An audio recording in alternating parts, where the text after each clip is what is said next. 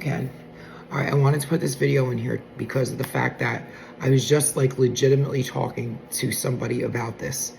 All right, and this has nothing to do with making money online, but it has to do with weight loss, and I know a lot of you are in this boat and position. Okay, I want you to think about it like this because I get so aggravated when I see people post like this lady just posted in a group like 199.8, and I don't want to be that bitch that says to you, well, drink 2 sips of water and you're going to be 200 pounds again. It's such a hard place to be, okay? Especially when you're running it as a business. I have to have a ton of fucking compassion for the person that I'm dealing with. You have to have compassion for your end consumer, okay? It is very difficult for me to have a lot of empathy for them and I do, because I always have to remember that I was the same way. I did chase a scale number. I did care. I didn't know better then. However, it gets me annoyed that there's no right way or nice way to say to them, well, it doesn't matter because you lost 300 pounds and now you're a bag of skin with a ruined metabolism. So this is kind of like, how do you speak to your follower or your client or the person that you're dealing with being empathetic but educating them as well? Because you don't like telling somebody they're wrong. You don't. I don't like coming out and being like, you're fucking wrong, bitch. I'm not. Because here's what happens. When I'm trying to, especially how I talk, I'm loud, I'm Italian, I'm sarcastic. It comes off as condescending and then they usually unfollow me. And I've had so many people unfollow me because I curse. I've had so many people unfollow me because they don't like the fact that just because I don't advocate for something or I don't like something, they think that I'm saying that they shouldn't be doing it. And it's a real fine line. And what I found is that if I'm authentic, I don't like weight loss drugs. I don't care if you do them. I love you. I'm just telling you, I'm not doing them. I'm not saying unfollow me if you take them, but if you do follow me, understand that I'm going to give my opinion on them. And I try to say it as nice as possible. And it's not because I don't understand that some people need those things if they have diabetes. It's just because it's not marketed that way. It's marketed to people who can't lose weight and that are desperate to try anything to lose weight and that are lazy and don't want to go. Do you think it's not easy? Do you think it's easy? It's not easy eating right, having discipline. Not, what do you got there, Alexi? Do you think this is easy? What do you got there? Lexi got a huge ass pan slice of pizza. Okay. Okay. I got a coffee with protein in it.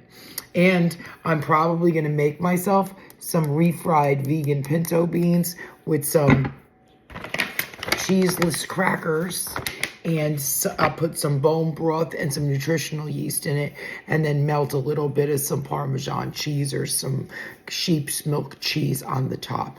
You don't think I want to eat a slice of that pizza? It's discipline. The problem is the person that wants to take the weight loss drug, your follower, and just hear me out, the person that you're dealing with, okay, my followers want to take the weight loss drug and eat the pizza and then be mad when they don't have my results. Understand the work that it takes. Okay, so this is how I'm planning when moving forward, because I'm planning content right now. This is a huge issue for me, this 199 fucking Wonderland shit. So when I'm planning my content, I get my pen and I get my little piece of paper here and I write down in this book, okay, key points, okay? If we're talking about Wonderland, okay, the key points is I don't want to come out and say, take a sip of water, because that's kind of rude. I was talking I was speaking to somebody about it, and I like to a lot of times talk about money, if you noticed, when I talk about building muscle being a 401k. So I'm trying to now plan a way to explain to them, when you work 40 hours a week and you make $10 an hour, just hear me out, okay? Nobody makes $10 an hour, but you know what I'm saying. Okay, you're not excited and believing you're getting $400. There's something that's your net and there's something that's your gross. Your gross pay might be $400. Okay, then after taxes, then after insurance, then after anything else that you have to pay for, you're going to wind up with $275 if you're lucky. Okay, and in my brain, what's normal for me is to try to explain to them your pounds on the scale is like your gross income. How much fat loss did you net? Because understand this, someone else took the $125. You're not getting that. Someone else took those pounds. Either the muscle took them, the hydration took them. Like, this is what I'm doing to plan out content, because the last thing I want to do is, like, I did make a couple videos tonight at the food store that were condescending. I like putting those on Instagram because I get tons of fucking bullshit from those people, and I don't care.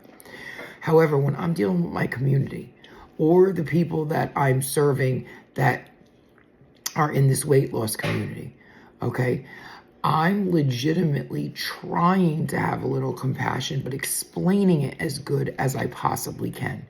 So what I'm trying to say is, when you're dealing with your audience, it's really not good to sugarcoat anything. However, you have to be the one that's going to keep giving them blows, but nicely. Do you know what I'm saying? Like, the people that say to me, I'm not changing my coffee, there's just something I won't give up. Okay, I changed my whole entire digestive system. I'm willing to give up anything to reach my optimal goal, which is health. However, in the back of my mind, I have to understand it took me 20 years to figure out that was my goal. So I have to have compassion for these people 1 or 2 years out that are still on this dopamine rush, that they're just going to lose all this weight and everything's going to be honky-dory. It's not. They have no idea what they signed up for. However, I have to say it nicely. So when you are doing your content, always try, keyword, to have empathy for the person that's making a nasty comment or arguing with you. Put yourself in their shoes. And then, even if you have to go to, you know how many people I've DM'd and say, why would you say that's not my, like, I used to get mad all the time about people talking about that wasn't my pictures. I was photoshopping my pictures.